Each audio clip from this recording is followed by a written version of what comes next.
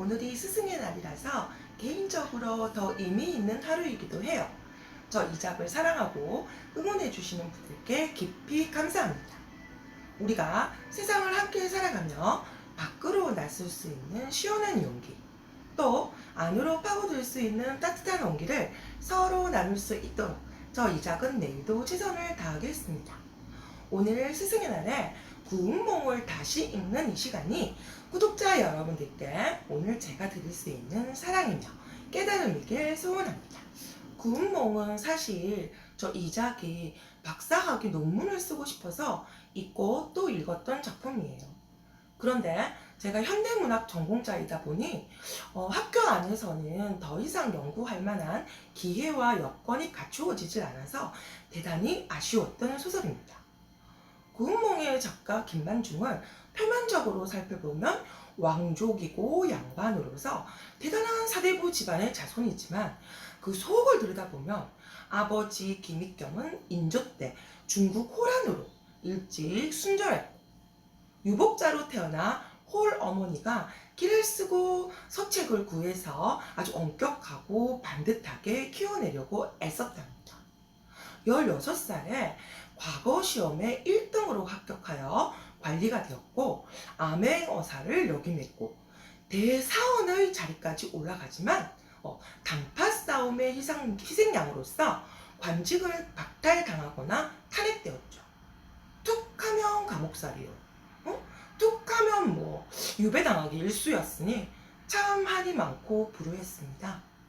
그 와중에도 김만중은 효심이 깊어서 기쁠 때나 슬플 때나 늘 홀 어머니를 챙기고 그리워하는 사람이었답니다. 저 이작이 김만중을 사모하고 존경하는 이유는 무엇보다도요, 당시 그가 말하길 우리 말을 버리고 다른 나라의 말을 통해 시문을 짓는다면 이는 앵무새가 사람의 말을 하는 것과 같다고 했기 때문입니다. 사실 구운몽은 현재 한글판과 한자판, 나아가 무수한 이본이 존재하지만서도 김만중의 또 다른 역작 사시남정기가 한글로 씌워졌고, 앞서 말씀드린 대로 김만중은 우리말과 글에 대한 지극한 자부심과 사랑을 가진 사람이었으니까 구운몽 역시 원작이 발견된다면 필시 한글 소설일 거라 믿어 의심치 않습니다. 구운몽은 김만중이 선천에 유배되었을 때 그 어머니를 위로하기 위해서 쓴 소설입니다. 여러분께서 잘 아시다시피 대략의 줄거리는 불도를 닦던 어린 승려 승진이 스승의 심부름으로 용궁에 갔다가 용왕한테 술을 얻어 마시고 돌아오는 길에 팔선녀를 만나서 세속의 욕망을 주체할 수 없게 되죠. 그래서 벌을 받은 성진과 팔선녀는 양소유와 미인들로 꿈꾸던 인간 세상에 환생하게 됩니다. 이처럼 현실과 꿈을 자유롭게 넘나든다는 점에서 구운몽은 해리포터나 반지의 제왕 같은 판타지 소설과 다를 바 없어 보입니다만, 저 이작이 보기엔 우리나라 판타지 소설의 원조격인 이 구운몽에는 흥미로운 점이 있습니다. 서양 판타지가 모험과 재미에 초점을 맞춘다면 이 구운몽이라는 판타지는 독자로 하여금 주인공과 함께 지극한 깨달음에 도달하게 한다는 점입니다. 성진이 환생한 양소유는 사실 별 볼 일 없는 사람인데 8명의 미인들과 관계를 맺으면서 탄탄대로가 펼쳐지며 출세하게 됩니다.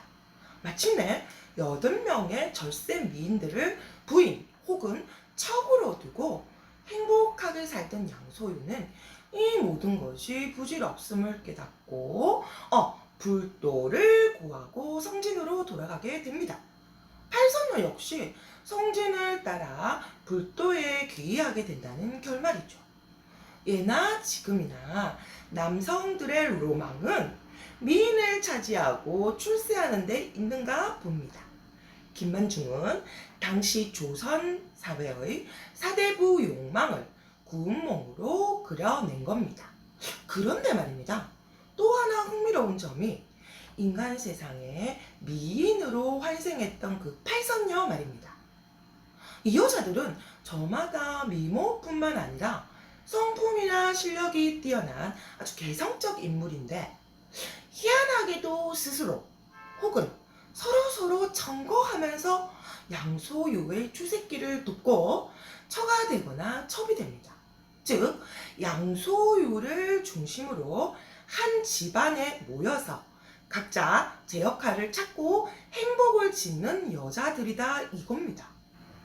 헐, 지금의 관점에서 보면 이 여자들이 당최 이해가 가지 않습니다. 그러나 조선 중기는 철저한 남성 중심의 사회였기에 여성이 제 아무리 빼어나도 사회에서 첩첩의 역할 말고는 할 수 있는 게 없었지 않습니까? 이처럼 구운몽에는 이 개성 넘치는 여성들이 제 뜻을 펼치는 과정이라고 하는 것이 결국 양소유라는 남성을 중심으로 글을 세우고 모일 수밖에 없는 한계가 그려져 있다는 말씀입니다.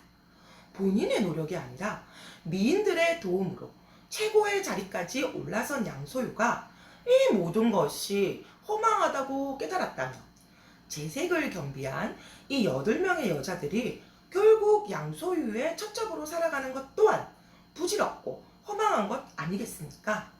요컨대 김만중은 유배지에서 스스로의 이 깨달음을 일기나 편지 형식이 아닌 구운몽이라는 한글 소설로 그려냄으로써 스스로 마음을 치유하고 어머니께 재미와 위로를 선사했던 겁니다.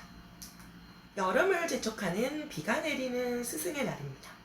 이 작은 스스로 돌아보고 다듬으며 더 나은 선생이 되는 길을 모색하는 하루 되겠습니다. 인생이 일장 충몽이라 할지라도 내 그릇에 맞지 않는 헛된 욕심은 버리고 내일도 나답게 살기를 게을리하지 않겠습니다. 그래서 나는 행복합니다. 여러분도 행복하시길요.